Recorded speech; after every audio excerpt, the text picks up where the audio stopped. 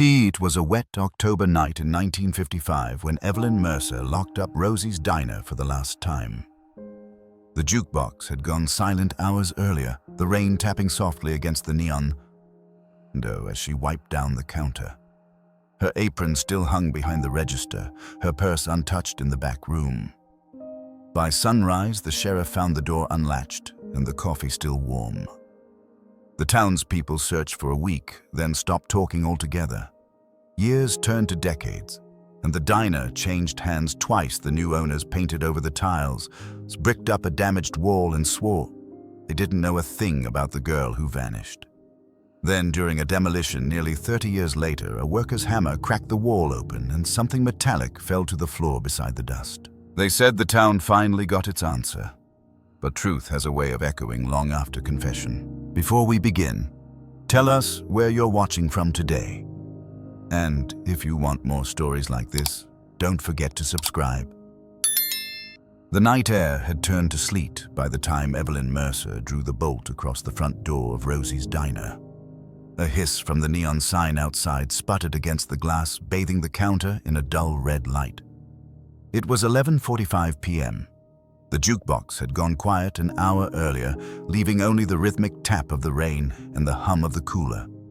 She'd stayed late to close up after the last customer, a traveling salesman with a tan briefcase and a throat that rasped when he laughed. He'd ordered black coffee paid in cash and left behind a trail of damp footprints that the mop never quite erased. Evelyn wiped her hands on her apron, circled one last entry in the shift ledger, and reached for her order pad. She always tore out the top page before going home, a habit the cook called her diary in receipts. But tonight the top sheet was already missing. She frowned, flipping through the thin stack until she found the jagged tear. One page gone, maybe more. She glanced toward the counter where the salesman's cup still sat half full, a pale ring staining the saucer. Out back, the storm beat harder against the metal door. Evelyn stepped to the window and peered into the alley's narrow corridor. The light above the dumpster flickered twice, then went out completely. She hesitated, listening nothing but wind and the occasional rattle of loose siding. The town of Huron Mills had gone to sleep hours ago. No cars on the main road, no voices from the bar across the street. Just the sound of rain finding every seam in the roof. Her co-worker, Margie Lewis, had left at 10:30 complaining about the cold. The cook, Henry Vaughan, the owner, had locked up the storeroom and said he'd see her tomorrow. Yet something about his parting glance had unsettled her. He'd lingered near the counter longer than usual, his hand resting on the till even after it was counted. When she'd offered to make him another coffee, he'd refused, saying he had a late errand to run before heading home. She didn't ask what kind. Near midnight, the diner felt like a sealed capsule, every sound amplified, every reflection double-layered in the rain-streaked glass. Evelyn collected her coat, turned off the jukebox, and reached for the back door key. It wasn't in its hook. She frowned again, checked her pocket, then the drawer. Nothing. The apron button near her collar had come loose. She tugged at the thread, meaning to fix it tomorrow. Across the counter, her order pad lay open, the torn top page fluttering slightly from the draft. The next sheet began with a note in her handwriting. 11:32 p.m. Coffee pie. One guest. She traced the pencil indentations where the carbon copy should have transferred to the slip beneath. It hadn't. She felt the paper. It was damp at the corner, as if touched by rain. At 11:50 p.m., a sound echoed from the kitchen. A dull metallic thud, followed by the slow creak of hinges. She called out, "Henry's silence." Another thud. She walked toward the kitchen door, drying her palms on the apron. The freezer latch trembled slightly, catching the light. When she opened it, the cold hit her in the chest. Empty shelves except for a single crate of eggs and a roll of butcher paper. She stood there a moment, feeling the air sting her throat, then stepped back and closed it gently. A shadow crossed the window near the back alley. Just a blur, might have been a reflection from a passing truck, though she didn't hear any engine. She checked the clock, 11:58 p.m. Reaching for the light switch, she noticed the rain had begun to freeze along the sill, tiny beads hardening into glass. Somewhere outside, a sign chain clinked against its pole. She hesitated, then unlatched the front door again to make sure the padlock was secure. The neon flickered overhead, its red glow pulsing like a heartbeat against her face. When Sheriff Arthur Dale arrived at 6 a.m., the door was unlocked, the light still on, and the coffee pot half full. The countercloth was folded neatly, the till balanced. Evelyn's purse sat under the register untouched. Only her coat was missing. Outside, the rain had washed away everything but one small thing: a single button from her apron lying near the back door drain. The sheriff pocketed it, making a note on the report: found loose garment button likely from uniform. No visible blood prints or disturbance. Heavy rainfall likely compromised scene. By noon, volunteers gathered to search the nearby riverbank. The diner became a silent shrine. Its neon sign switched off for the first time in years. Margie Lewis arrived weeping, insisting Evelyn wouldn't have run off, not without her savings or her sister's address in Toronto. Henry Vaughan offered the sheriff a cigarette and said little.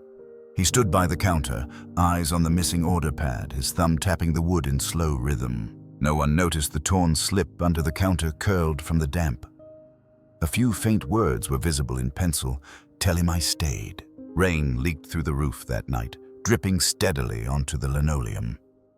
The sheriff's log would later note possible water damage to evidence, though no one could say what exactly had been ruined. Outside, as the town gathered for evening service at St. Matthew's, the diner's windows glowed faintly from the inside, though no lights were left on.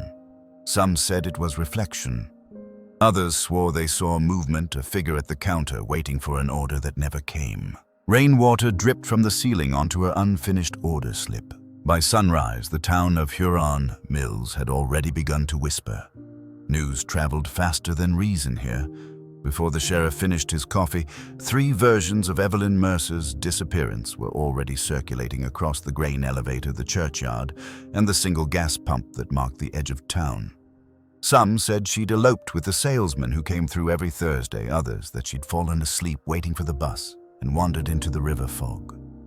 The more pious ones suggested divine punishment. The diner was open on Sundays after all. Sheriff Arthur Dale wasn't a man who believed in omens, but he believed in evidence. He spent the morning canvassing the muddy alley behind the diner, watching the way rainwater sluiced down the drain pipe. The storm had been too heavy for footprints. Anything Evelyn left behind had been erased by the time he arrived. Still, something caught his eye near the threshold, a button indentation in the soft mud exactly where he'd found the loose one the night before. He took another photograph, his 3rd roll of the day. The deputy made a note: possible fall or struggle location. No blood, no tire marks. Inside the diner smelled of coffee and bleach. The register tape hung from the machine torn mid-roll. Dale unspooled it carefully until the end. The last transaction was time-stamped 11:32 p.m. coffee plus pie. The next number in sequence was missing. He called in the clerk from the bank to verify it wasn't a mechanical skip. It wasn't. One sale had been removed, not voided, not refunded, just gone. Margie Lewis stood by the counter, her red eyes still swollen from crying. She kept touching her apron, twisting the fabric between her fingers. She said she was tired, Margie murmured. Said she'd had enough of this town. Maybe she meant it. Henry Vaughan, the owner, stood nearby, polishing his glasses, though they were spotless. If she left, he said, it wasn't because of me. She had her own plans. Girls like that, they always want bigger things. Yet his hands trembled slightly when he put the glasses back on. Dale noticed. He also noticed the half-empty whiskey bottle in the office wastebasket and the 2 coffee mugs on the desk, one still faintly lipstick-marked. The sheriff collected the mugs for fingerprint dusting, though the humidity nearly ruined the powder. Later reports would say partial ridge patterns were found on both, but none clear enough for comparison. It wouldn't have mattered. In 1955, the county lab still used ink cards and magnifiers. The science was slower than rumor. By afternoon, the townsfolk gathered outside pretending to help. The preacher led a prayer circle while the grocer's wife told anyone who'd listen that Evelyn had been a good girl but restless. Henry watched from inside his jaw, clenched, his reflection doubled in the window. The sheriff caught it too, a man divided by glass. That evening, Dale returned alone to the diner. He needed quiet to think. The lights hummed overhead, one flickering near the corner booth. He pulled the register drawer, confirming the totals. Nothing missing, not a cent. The ledger in the back office told the same story, every wage accounted for except Evelyn's. Her name was listed crossed out in red pencil marked final. The date was written as October 21st, though the disappearance had been the night of the 22nd. He leaned against the counter, flipping through Evelyn's order pad that sat where she'd left it. The first page was torn, the next smudged. Coffee stains dotted the margins. Beneath one ring mark, faint graphite indentation spelled something he couldn't quite read. He rubbed the edge with a pencil, revealing part of a name. H.V. He froze. It could have been anyone, he told himself. But there weren't many names in Huron Mills beginning with those letters. In the trash bin behind the counter, he found another torn page from a similar pad. The handwriting was larger, more hurried, the ink darker, heavier. Coffee had bled through half the words, but one line stood out. He said, "Wait until after closing." When Dale asked Henry about it the next morning, the man shrugged. "I throw 100 of those away every week," he said. "Maybe Margie wrote it. Maybe Evelyn did. Maybe a customer doodled. You ever seen how people treat napkins in this place?" But Margie denied it. "I never wrote anything like that," she said, eyes downcast. And she wouldn't have either. She wasn't the type to leave notes. She said if she ever ran, she'd just go. The sheriff didn't correct her, though he knew Evelyn hadn't run. Runaways take their money, their photos, their purses. Hers was still under the counter, along with a set of diner keys that didn't match the back door lock. Someone had switched them. He sent the torn order pad page to the provincial lab in Toronto. It would take weeks, maybe months, before he got any report back. In the meantime, the diner stayed closed. Windows, dark chairs stacked on tables. The town didn't like the sight of it. By the third week, the search had ended. Officially, Evelyn Mercer was declared missing under unknown circumstances. Unofficially, everyone moved on. Henry reopened the diner under a new sign, Vaughn's Grill. The sheriff thought about protesting, but there was no law against repainting a name. Years later, when the case file yellowed in the archives, the same note still sat stapled inside the torn order pad page stained with coffee. The ink had faded to a faint rust brown. No one ever found the missing sale, or the missing key, or the missing girl. By noon, the sheriff sealed the diner and half the town's mouths. The investigation expanded beyond the diner, but the farther it reached, the less anyone seemed to remember. Sheriff Dale spent that winter revisiting every door along Main Street, retracing Evelyn Mercer's final hours like a man walking a vanished road. Each interview began the same way, polite nods, practiced sympathy, and ended with the same evasive silence once the recorder clicked off. People in Huron Mills knew how to make a disappearance fade by refusing to look at it. The bus station clerk said Evelyn never boarded that night. The rooming house landlady swore she'd heard footsteps in the hallway after midnight, though the clock in the foyer had stopped years earlier.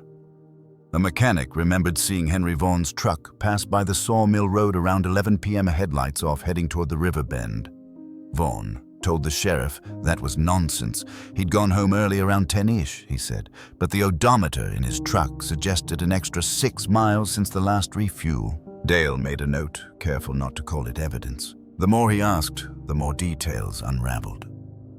The young busboy, 16 thin as a rake, said he'd heard something metallic slam in the back kitchen after closing, like the freezer door got angry, he told him.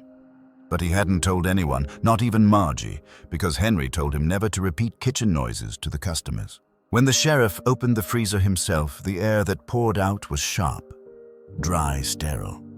The inside shelves gleamed scrubbed clean. Too clean. He brushed the inner latch with a gloved finger and felt the faint tack of grease. The crime lab in Toronto later reported a partial fingerprint, smudged and incomplete, insufficient for classification, but consistent with adult male ridge width. It was 1955. The words meant nothing legally. Still, it lingered with him, that single partial whirl left on the latch, preserved by cold air long after everything else had vanished. He walked around back to the alley where the diner met the hardware store wall. The runoff from the rain had carved a dark stripe through the dust. No footprints remained, but something else caught the light, a single matchstick half-burned pressed into the mud. Printed on its side, Rosie's best pie in Huron Mills. The tip had been doused before fully lit. He pocketed it anyway. At the station that night, Dale wrote his first suspect memo. He didn't name Henry outright, but the implication was clear. Motive possible, confrontation over wages. Opportunity last to see victim, evidence circumstantial. He slid the folder into a drawer labeled pending and poured himself another cup of percolated coffee that tasted like tin. The county coroner dropped by the next day uninvited to remind him that without a body, all he had was gossip. "You'll chase ghosts if you're not careful, Arthur," he said, patting the folder. "Ghosts don't testify." 2 weeks later, the case went cold. The winter passed hard. Snow piled high along the diner roof, muffling its windows. The Vaughan family attended Christmas service with solemn faces, while Margie stopped showing up altogether. She'd taken work at the cannery across the highway. When asked, she said the diner gave her headaches, now too many ghosts in the tile. Yet something about her unease stuck with Dale. He noticed she always avoided walking past the alley behind Rosie's, even when it meant taking the long way to church. In early spring, a letter arrived from the provincial lab. Inside was a photograph of the partial fingerprint enlarged for clarity. The note read, "Unclassifiable. No matching reference in criminal files."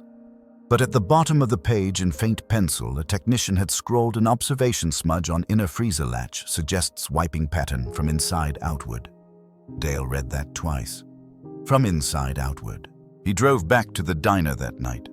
The place was dark windows covered with brown paper since Vaughan's renovation began. He slipped through the back door. The new lock was stiff. Someone had replaced it.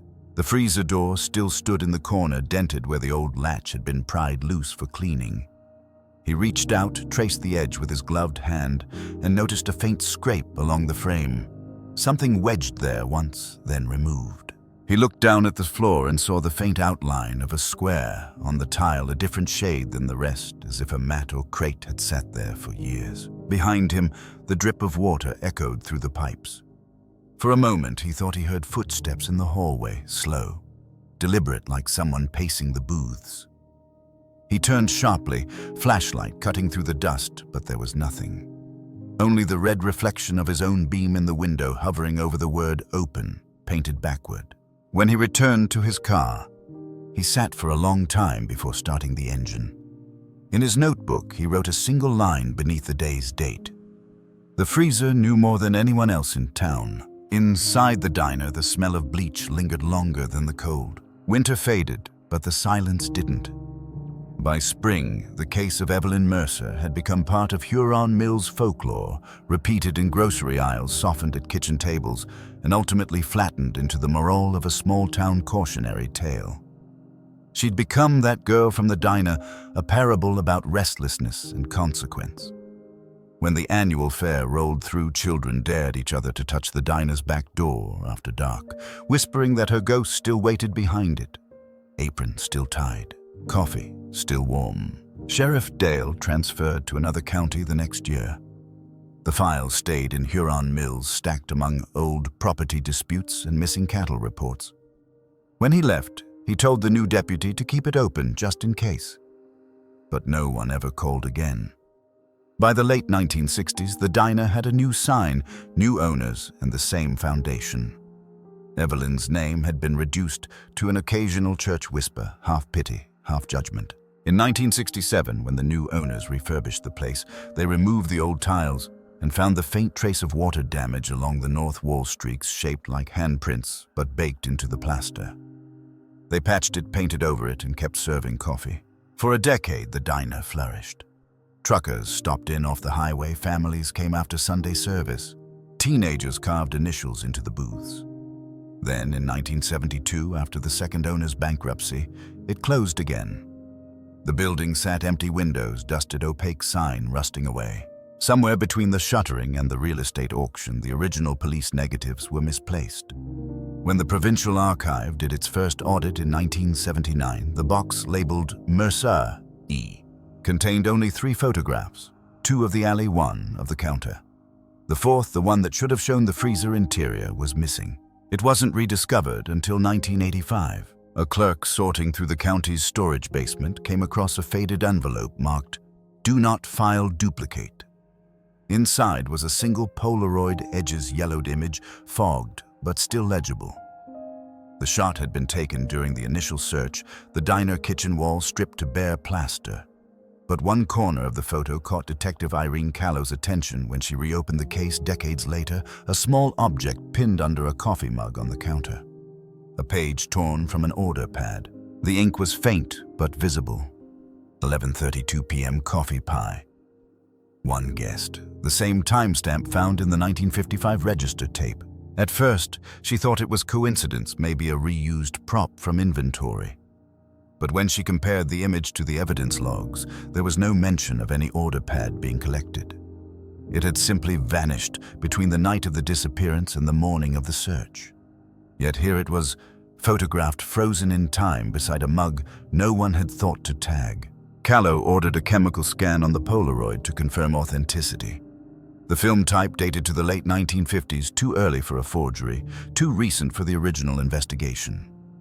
Someone had taken that picture years after the case went cold. Records showed the first owner after Henry Vaughan renovated the kitchen in 1962. The brickwork behind the stove had been redone that same year. There was no permit, only a note in the city register that read, "Repair water infiltration." The contractor's name was illegible, faded by humidity. Irene stood in the empty diner decades later, floorboards creaking under her boots. The place had been shuttered again, pending demolition. Dust hung in the sunlight like slow-moving ash. On the far wall, a faint discoloration ran vertically from ceiling to baseboard, a patch the color of dried blood diluted by paint. She placed her palm against it, cold, solid, and hollow-sounding when tapped. In the archived statement from 1955, Henry Vaughan mentioned fixing a small crack in the kitchen wall a few days before Evelyn's disappearance. He'd bought 2 sacks of cement from the local mill that week. The invoice was still on record. 2 sacks, but only one used according to his handwritten note. The second had never been logged. She photographed the ball, measuring the symmetry. The upper bricks looked newer than the lower ones. The mortar changed tone halfway down, subtle but visible. That evening, back at headquarters, she pulled the missing person file. One of Dale's old reports described a half-burned matchbook found in the alley. The forensic notes had said nothing conclusive, but the item's tag listed a chain of custody transfer signed by H. Vaughan. Investigators in 1955 often allowed business owners to reclaim property after a case stalled. Vaughan had likely taken it back himself. Irene paused, tapping her pen against the photo from the archive. Beneath the mug, the torn order pad page was positioned at an angle like someone had placed it there deliberately, half-concealed. And just barely visible along the edge of the photo, a second mug cropped out of frame rim, stained dark. She enlarged the image and noticed something else. On the far wall behind the counter mirror, a rectangle of lighter paint. The shape was vertical, narrow, like a doorway filled and sealed. The more she looked, the less it seemed like a coincidence. The diner wasn't remodeled to hide wear. It was sealed from within. Weeks later, when she returned to oversee demolition, the foreman told her he'd found something odd while stripping the plaster, a small cavity filled with older brick, no structural purpose. She told him to stop everything. That was the first day she realized the story of Evelyn Mercer hadn't ended. It had been built over. Someone had written on that torn order pad after the disappearance years later. The demolition crew arrived early that morning, a haze of dust already thick in the air. The diner's interior was stripped bare. Booths gone counter. Removed tiles cracked open to reveal decades of grime and forgotten cigarette butts. The foreman, a heavy-set man named Carl Jensen, was halfway through dismantling the kitchen wall when his hammer hit something that didn't sound like brick. A hollow echo deeper than plaster, resonant like struck iron. "Hold it," he said to the crew. The younger workers backed away, coughing in the dust. Carl pressed his hand to the spot where the sound came from. It felt different, denser, colder. He struck once more, softer this time. A crack formed through the mortar, and with a small exhale of dust, a single gold hair clip slid free, tumbling to the floor with a faint metallic ring. It was delicate, old-fashioned, the kind worn by waitresses in the 1950s to keep their hair tucked neat beneath a kerchief. The foreman picked it up and saw that one of its teeth was bent, a tiny fleck of dried rust lodged in the hinge. He wiped it with his thumb, then frowned when the color beneath wasn't rust. It was a darker shade, brown-black, sunk deep into the seam. The police cordon arrived before noon. Detective Irene Callow stood in the rubble, breathing through a paper mask, eyes scanning the jagged line of exposed brick. "Start clearing from the bottom up," she said quietly. 2 bricks at a time. Photograph everything. By mid-afternoon, a cavity began to appear behind the wall, narrow, coffin-shaped, filled with compacted debris and old insulation. The stench rose slowly as air met what had been sealed for decades. Rot lime dust, the faint sweetness of decay. When the workers reached the midpoint, the first glimpse of fabric emerged. Faded gray, woven tight, still clinging to bone. The discovery report would later note, remains located behind secondary brick layer, approximately 31 inches deep. Contained partial skeletal structure, female. Estimated height, 5 feet 4 inches. The town gathered again, just as it had in 1955. Though this time the faces were older and the questions fewer. No one said Evelyn's name aloud. They just watched as the coroner's van idled outside the chain-link fence, taillights blinking in the drizzle. Inside the diner, Irene oversaw the recovery. Every layer told a story, brick insulation, bone paper. Near the ribs, preserved by dryness and plaster, was a fragment of order pad paper, creased brittle, the ink still faintly visible beneath the grime. Her gloved hands trembled as she lifted it into evidence paper. The note was short, written in a hurried scrawl. "Tell him I stayed." It was the same phrase noted once in the 1955 field log. She compared it later that night, overlaying the 2 photographs, the original torn slip and this newly found fragment. The handwriting didn't match Evelyn's samples from her employment forms. The slant was wider pressure, heavier. Someone else had written those words. Forensic analysts handled the remains with meticulous care. Carbon dating placed the death between 1954 and 1957. The dental records, cross-checked against Evelyn Mercer's employment file, were a match. A single-healed molar fracture, distinctive and noted from a clinic visit in 1954, sealed the identification. Cause of death, however, was less certain. The skull bore a linear fracture consistent with blunt force trauma. Whether it came from a fall or deliberate strike couldn't be determined, but Irina had her suspicions. The shape matched the edge of a freezer hinge. She walked through the gutted space after dusk, listening to the echo of her boots. Each tap felt like a conversation with the past. The walls had been plastered over, not for repair, but for concealment. Someone had mixed that mortar, knowing what it buried. The next day, she pulled the 1955 payroll records from the courthouse archive. Henry Vaughan's ledgers showed an expense entry for repairs and masonry paid cash. The date, 2 days after Evelyn vanished. The amount, $40. There was no invoice, no signature, but the handwriting was Vaughan's.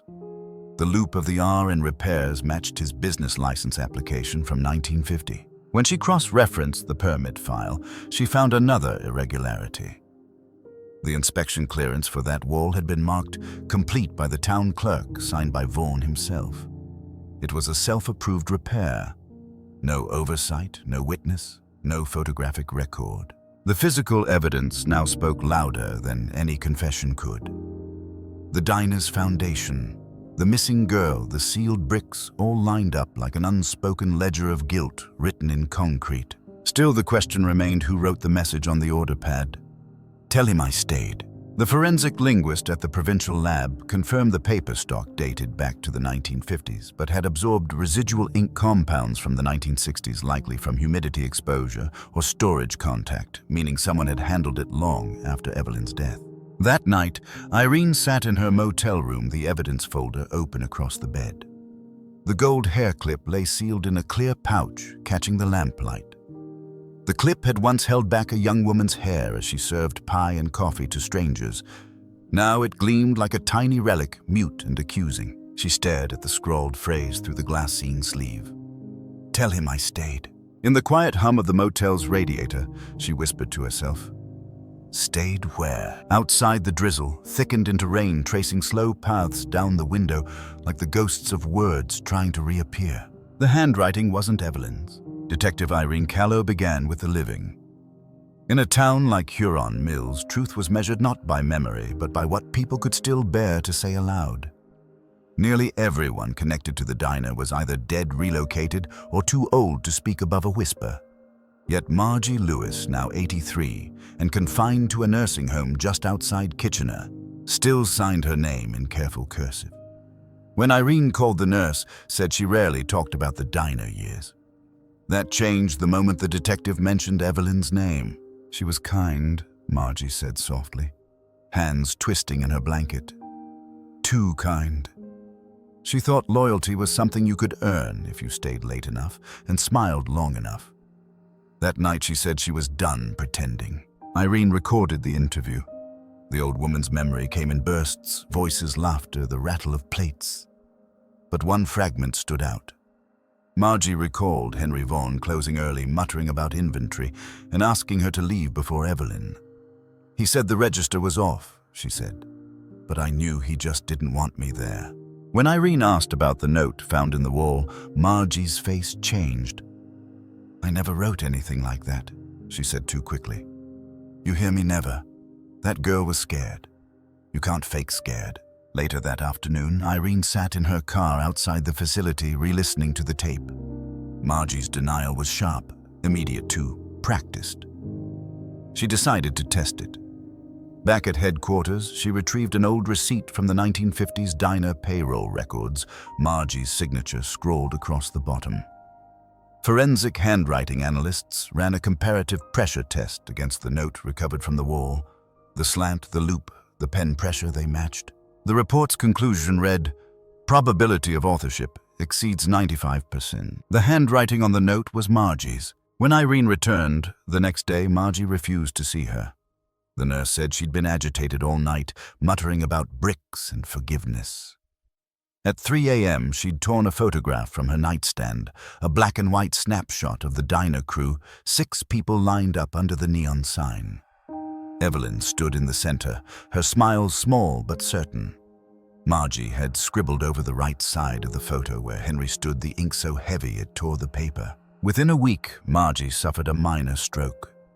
Her speech faltered, but her eyes tracked Irene the moment she entered the room again. If I talk, she rasped, they'll think I killed her. No one thinks that, Irene said gently. Margie blinked slowly. He told me she wanted to leave, said she stole from the register. But that wasn't true. She only took what was hers. Tips he kept. Henry Vaughan, her lips pressed thin, bloodless. He said it'd ruin him if people found out. Said she tripped, hit her head. Said he'd take care of it.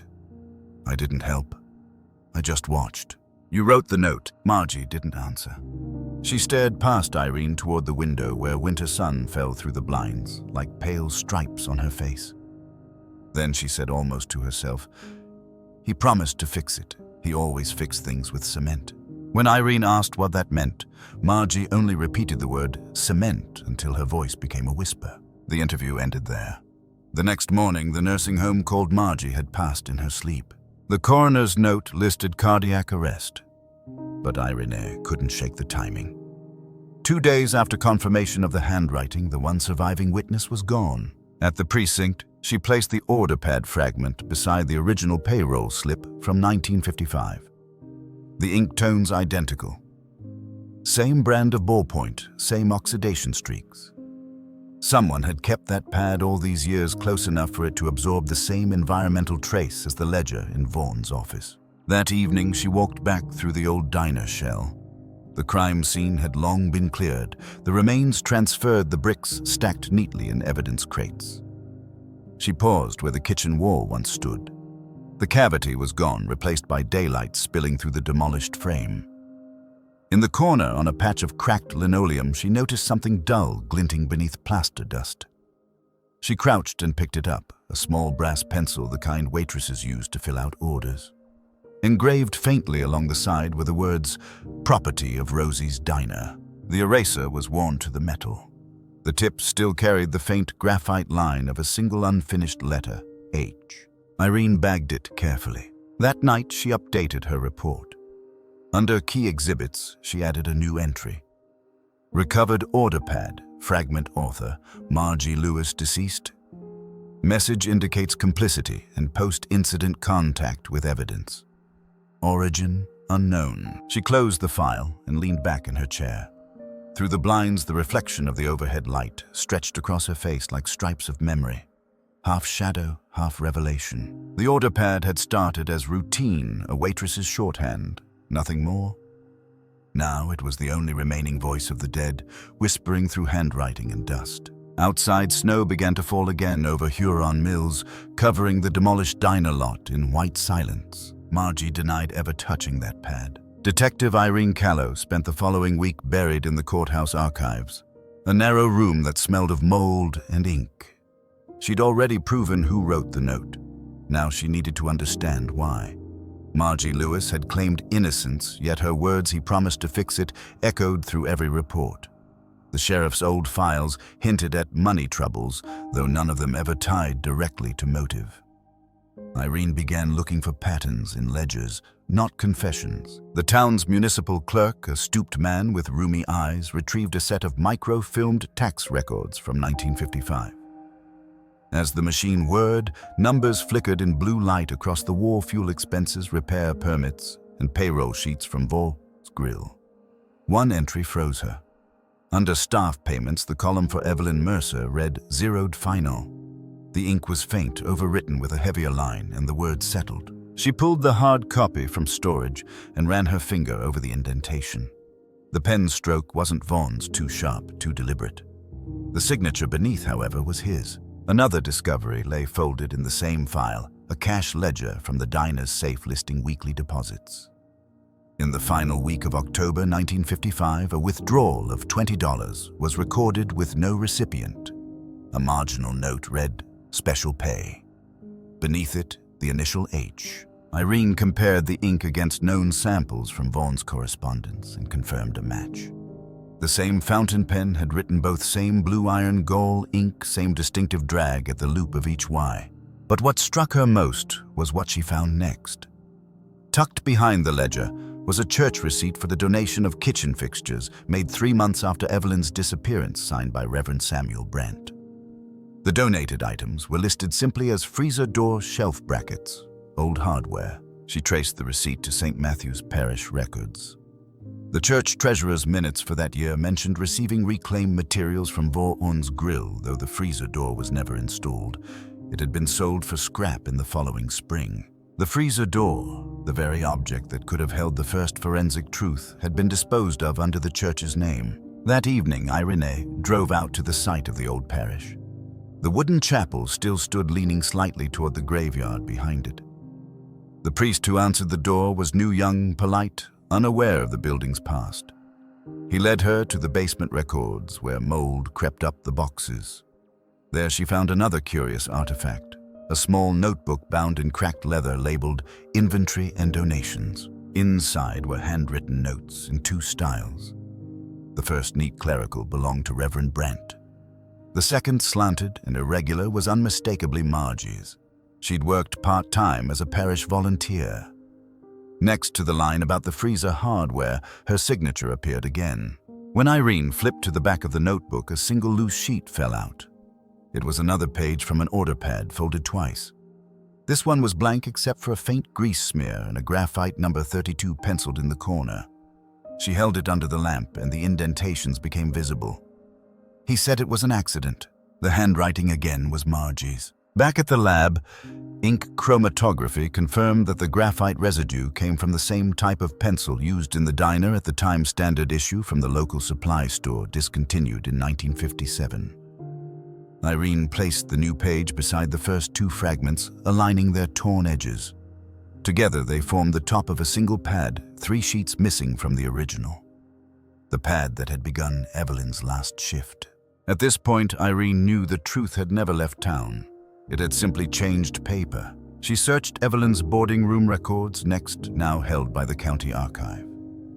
In the basement boxes, she found a small notebook of her own expenses.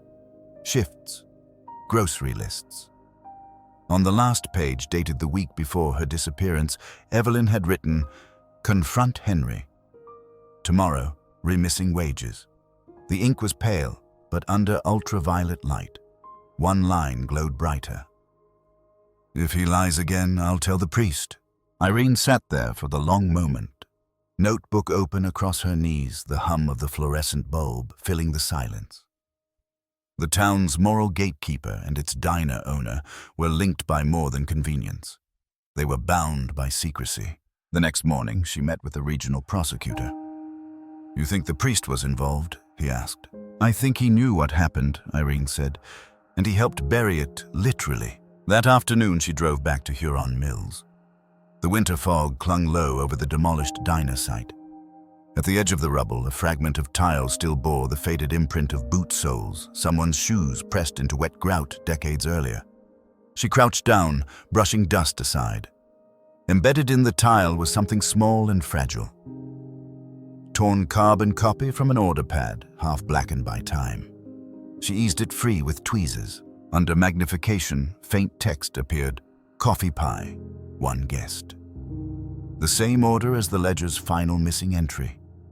Only now the handwriting was not Evelyn's. It was Henry Vaughan's, written as though to mimic hers. The curve of the E had been forced deliberate.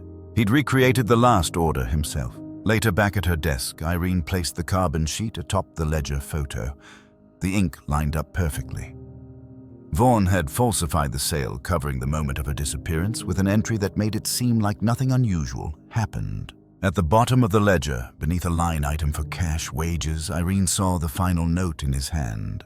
Debt settled in full. She exhaled slowly, staring at the words that had waited 70 years to be read. The ledger's final line read, "Debt settled in full." Margie Lewis's funeral drew less than a dozen people. The pastor spoke for 5 minutes, reading from Psalm 51 about cleansing from hidden faults.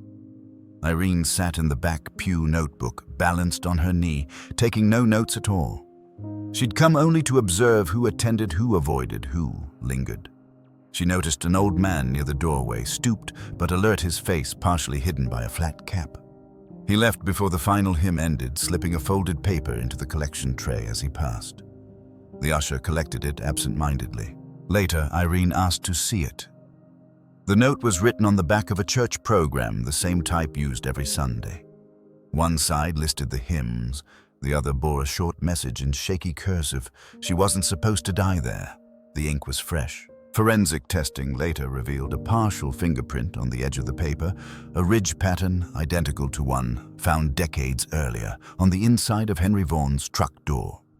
The same chemical profile of motor oil residue and carbon. Vaughan had been dead for nearly 30 years, but fingerprints outlast memory. That night, Irene drove to the diner's former lot, now a hollow concrete slab, surrounded by snow and silence.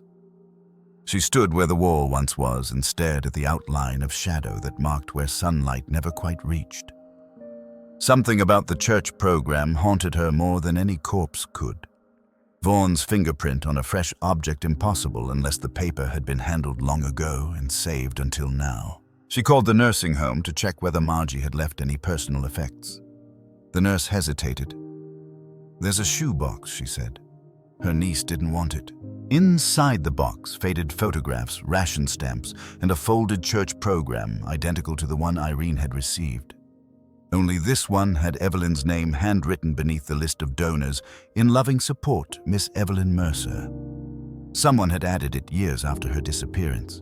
The ink's aging suggested the early 1960s. A lab analysis of the signature confirmed that the handwriting belonged to Henry Vaughan. He'd written Evelyn's name in a church bulletin years after her death, pretending she'd been alive to make donations. It was a performance for the town, proof that the missing waitress had simply moved away, but still cared for the community. The reconstruction of silence was more elaborate than Irene had ever imagined. Vaughan had turned absence into theater. As she pored through parish donation records, the pattern deepened. For 3 consecutive years after 1955, small anonymous envelopes had been submitted to St. Matthew's Fund, all with amounts between $2 and $5, always signed EM. The money had come from the same checking account that once belonged to Vaughan's Grill. He had maintained Evelyn's ghost through the books, keeping her name alive, just enough to quiet suspicion. The next morning, Irene requested access to the diocese archives. In the 1957 ledger, one note appeared in Reverend Brandt's handwriting, grateful for Evelyn's continued faith despite her travels. May peace follow her. The sentence was underlined twice. In the margin, a faint fingerprint smear matched Margie's lifted later by the forensic team.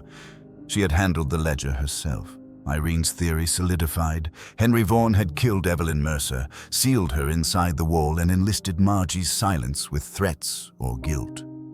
The priest had sanctified the cover-up, giving it moral camouflage.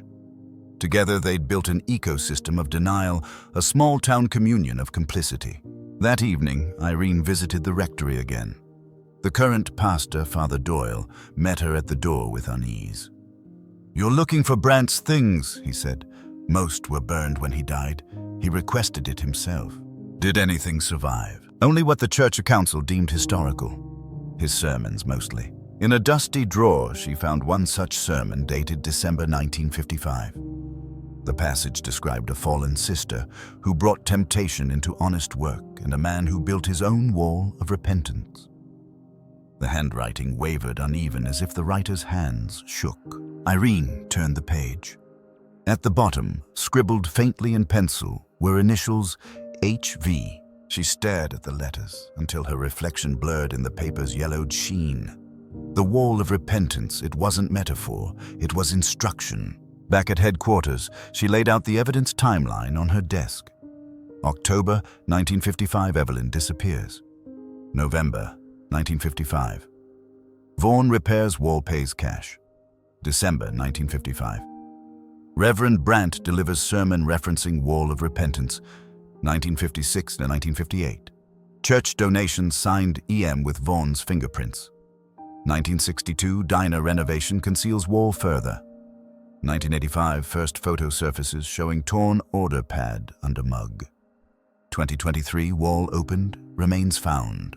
The pattern wasn't a single crime, but a choreography of silence across decades. She looked again at the recovered order pad, pages the first with the note. "Tell him I stayed the second with." He said it was an accident. Together, they formed a conversation between guilt and justification, neither written by the victim. Irene imagined the moment Margie wrote those words, watching Vaughan seal the wall while Reverend Brandt blessed the act as redemption. She saw her standing there trembling, pressing the order pad against her knee to keep her hands steady.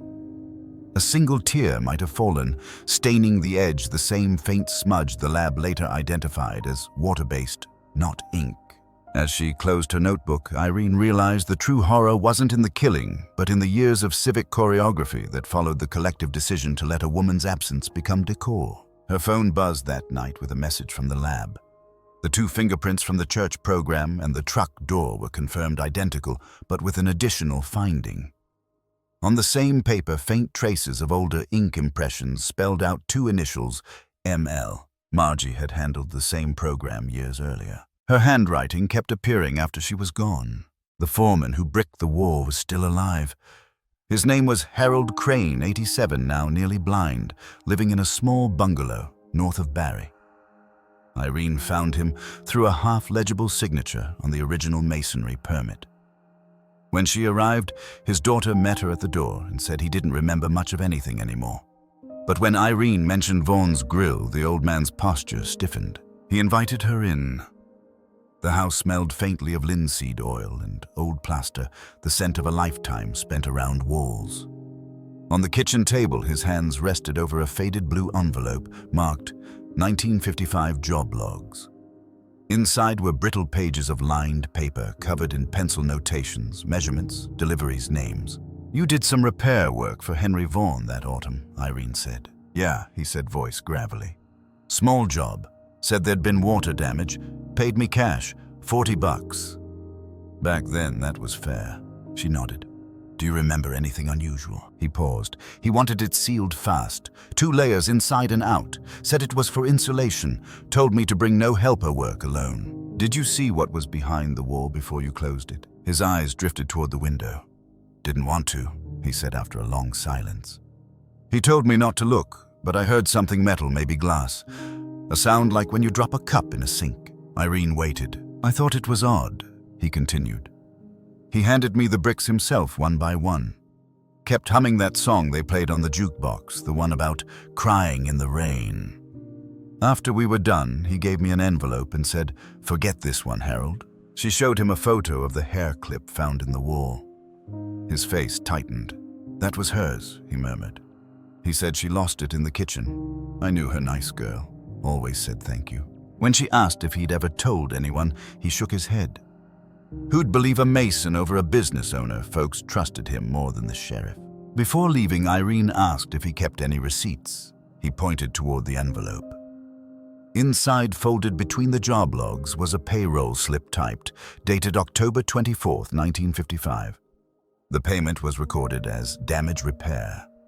The payer's signature read H. Vaughn. The amount was $40.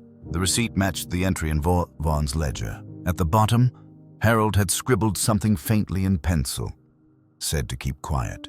Forensic ink dating confirmed the pencil lead contained trace asbestos, common in construction pencils of the 1950s, matching the composition of the handwriting found on the diner's interior walls decades later. The lines connected across time like cracks reappearing under fresh paint. That evening, Irene visited the foreman's daughter, who mentioned her father's old habit of keeping a notebook for every job. He threw most of them away, she said. But I think one's still in the garage. Inside a rusted tin box labeled 1950s Civic Irene found the small green notebook. Between pages of supply lists and cement ratios, a line scrolled in the margin read, "Extra pay, Vaughn. Sealed by night, prayer before brick." It wasn't the language of a laborer. It was confession. Back at her office, she photographed every page, then pulled the police photos from the reopened case. In one of them, taken after the remains discovery, the interior of the wall was visible, the upper corner smeared with a faint white rectangle where a sheet of paper had once been pressed before the plaster dried. The lab enhanced the image. The outline matched the dimensions of an order pad page. She stared at the photo long into the night. Someone, likely Margie, had taped one of those pages to the wall before it was sealed. A memorial, or a message, or cross-referencing handwriting samples. Irene found that the words on the surviving fragment, "Tell him I stayed," bore slight indentations near the bottom where another pen had pressed through from a sheet above. When enhanced under angled light, the faint impression of additional letters appeared. He said, "The wall will keep her safe." The depth of the pressure indicated it had been written atop the wall-bound page while it was still fresh in place, which meant Margie had written it inside the diner just before the bricks covered everything. Irene sat back in her chair, the realization chilling. The wall had not just hidden Evelyn's body, it had captured Margie's guilt in its mortar. She revisited the priest's old sermons, reading them now with new context. The wall of repentance, the safe vessel of forgiveness, these weren't metaphors. They were instructions given to soothe a conscience that could never wash clean. The next morning, Irene filed a report summarizing the revelation. Mason Harold Crane confirmed direct payment by Vaughn. Ledger and payroll slip corroborate date of wall construction. Forensic analysis identifies handwriting impressions, suggesting a second, unseen message. Evidence implies multiple participants during wall sealing, including at least one witness, Margie Lewis. She delivered the report to the provincial prosecutor's office. They told her what she already knew: Vaughn, Brandt, and Lewis were all dead. No one left to charge. As she left the office, rain began to fall over the city, a steady tapping like nails on glass. She looked up and thought of the diner roof that had once dripped onto Evelyn's last order slip. That night she dreamed of the wall-breathing mortar pulsing faintly in the dark, words echoing between the bricks like trapped air. The handwriting on that page was neither woman's. The story should have ended there. Evidence sealed, bones catalogued, file closed. But truth never sits quietly when its architecture is built on paper. Irene Callow knew there was one more gap, the bureaucratic kind that hides in signatures and dates. The diner's permits from the 1950s had been inconsistently filed, and someone had tampered with them decades earlier. If silence was the town's wall, bureaucracy was its mortar. At the county registry office, she spent a day sifting through hundreds of onion skin pages that crackled under her gloves. The renovation permit for Vaughn's Grill was missing, but its inspection clearance remained. The authorizing engineer's name was Thomas Elbridge. No engineer by that name had ever been licensed in Ontario. When Irene cross-checked the signature against handwriting samples from the Vaughan family estate, the curves of the T and E matched perfectly to Frank Vaughan Henry's younger brother. Frank had been a municipal councillor in 1955 responsible for zoning and public works. His initials appeared on almost every permit filed that year. The diner's approval, however, was the only one that included a personal sign-off instead of a stamped seal. The ink used was distinctive blue-black with high iron concentration and expensive ink imported from Montreal that Frank was known to use for official correspondence. She ordered a spectral scan on the permit paper. The ink bled faintly under infrared, revealing a second erased line above the engineer's signature, Reverend S. Brant Witness. The priest's name had been removed. It was enough. 3 men, the owner, the councillor, and the priest, had signed their complicity into one document that allowed a wall to be built around a body. When Irene presented the finding to her superior, he rubbed his temples. "We can't prosecute the dead," he said. "You'll get a statement for the record, but that's all." "That's all she ever got," Irene replied. Back in Huron Mills, she met with the last surviving town clerk, a retired stenographer named Ruth Hart. Ruth had kept a private scrapbook of civic notices and newspaper clippings. "We all knew something was wrong," she said. "You can't brick up a kitchen in 2 days without someone asking questions." Ruth flipped to a page marked October 1955. A small article, "Local Diner Undergoes Renovation Following Accident." Below the headline, a blurry photo showed Frank Vaughan shaking hands with Reverend Brant outside the diner, both smiling. "They called it an accident," Ruth said quietly. "Said one of the waitresses slipped and hit her head, but nobody ever saw an ambulance." Later that night, Irene sat in her motel room surrounded by copies of the town records. The narrative was complete. Henry killed Evelyn in the kitchen, whether by rage or panic no longer mattered. Frank used his office to approve the ceiling of the wall. Reverend Brant blessed the act as penance.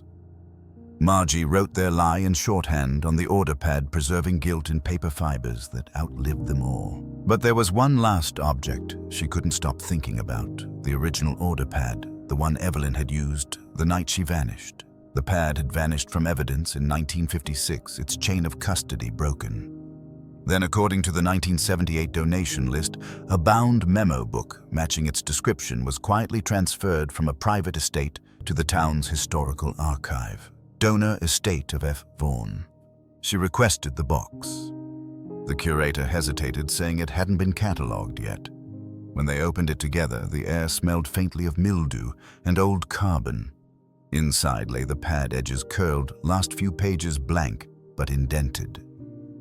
Irene laid a sheet of graphite paper across the surface and gently rubbed. Slowly, 2 names surfaced from the grooves: Margie Lewis and Reverend Samuel Brant. She exhaled, heart-pounding. The final record of the cover-up wasn't hidden, it was preserved as heritage. By morning, she had written her closing report. The Mercer case constitutes an act of collective concealment. The victim's body was entombed within the wall of a licensed business by order of its proprietor with clerical and municipal sanction.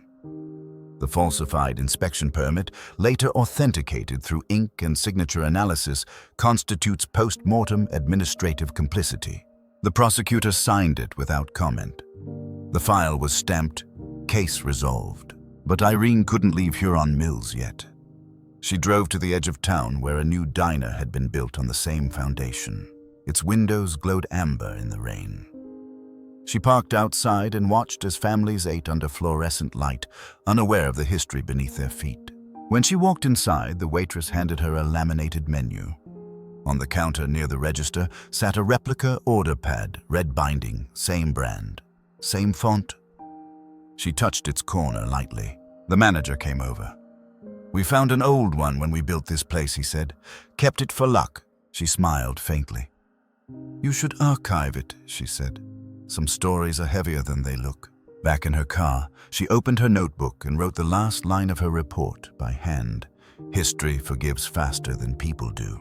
Then she stared out through the windshield as thunder rolled across the dark horizon. When she closed her eyes, she could still see those names rising under graphite, faint but undeniable, 2 signatures sealing a century of silence. When she shaded it with pencil, 2 names emerged. The names on that indented page, Margie Lewis and Reverend Samuel Brandt, drew a final circle around the truth that Huron Mills had buried for 70 years. What lingered now was confession, not prosecution. Irene Callow filed for access to the diocese's sealed archives, invoking a cold case statute that allowed review of posthumous clerical testimony. It took 3 weeks of letters and calls before a plain envelope arrived at her office with no return address. Inside was a copy of a handwritten statement dated 1978, the year before Reverend Brandt's death. The note began without preface, "I have carried her name in prayer. But silence is not redemption." Henry came to me that night saying there had been an accident, that she slipped in the kitchen and struck her head. He was shaking, covered in plaster dust.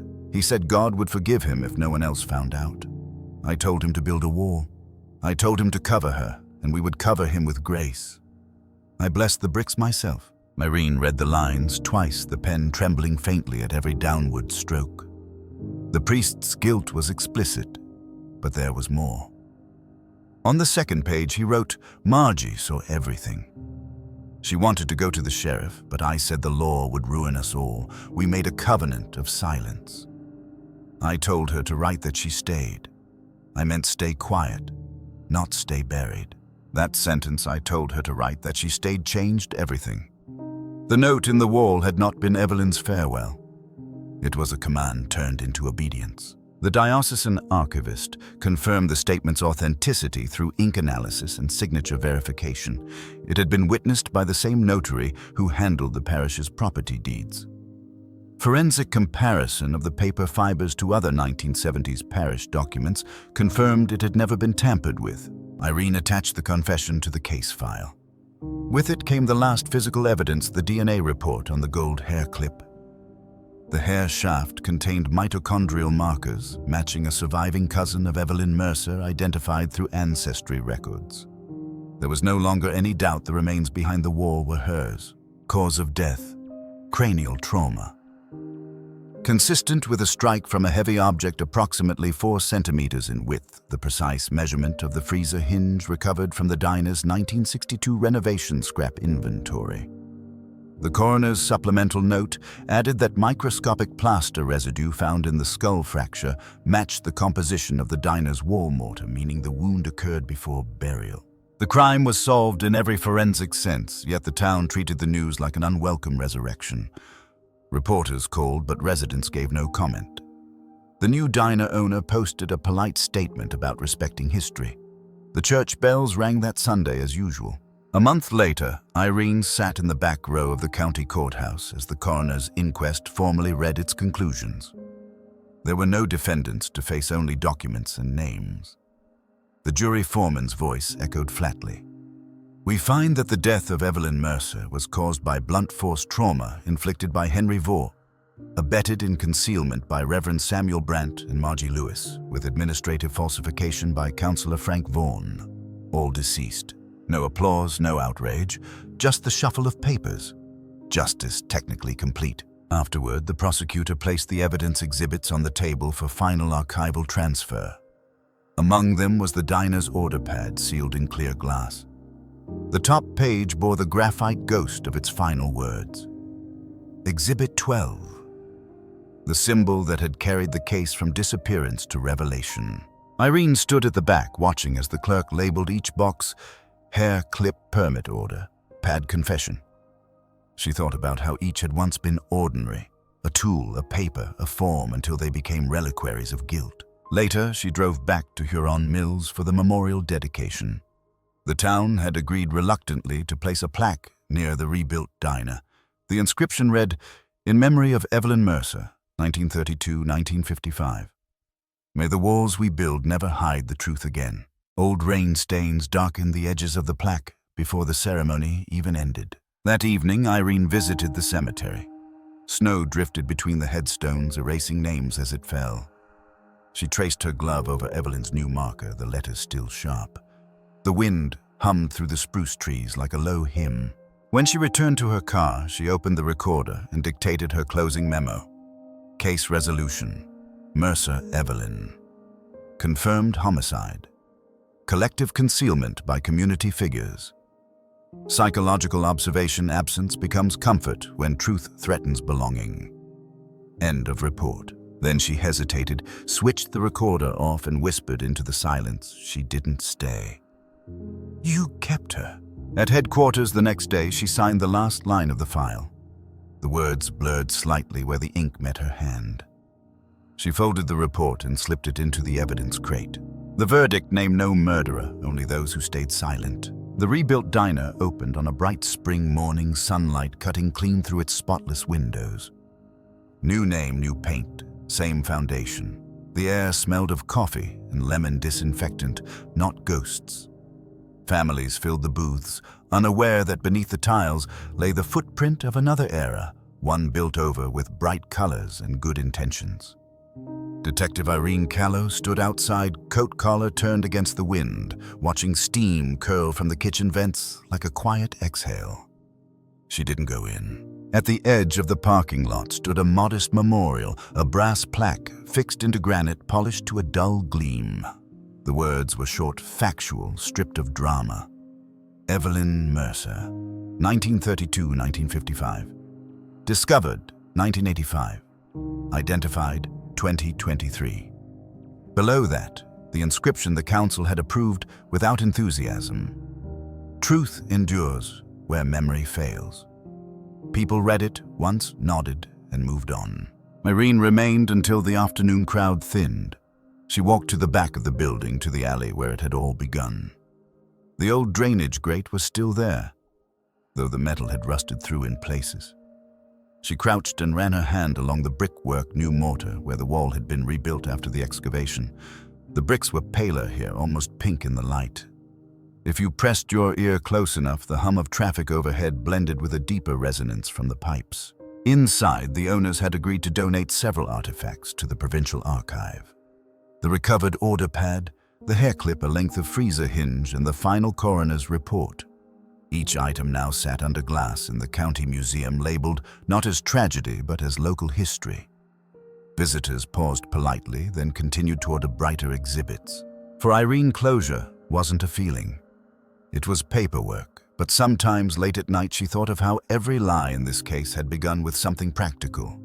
A note, a repair, a ledger entry, until practicality became complicity. She returned to her office one last time to sign the transfer form. The archivist wheeled in the final crate stenciled EM 1955-2023. On top lay the order pad sealed behind museum glass, faint pencil indentations still visible beneath the lamplight. When she tilted her head, she could see the outline of the last page, the one that had been blank when found. Under low light, faint pressure lines formed a subtle curve near the bottom corner. A grease mark, almost tear-shaped. That evening, she met the Mercer family at the memorial site for a brief ceremony. They stood quietly as the pastor, new young, unaware of the old sermons, read a single verse about hidden things brought to light. No one mentioned the names of those who had built the wall.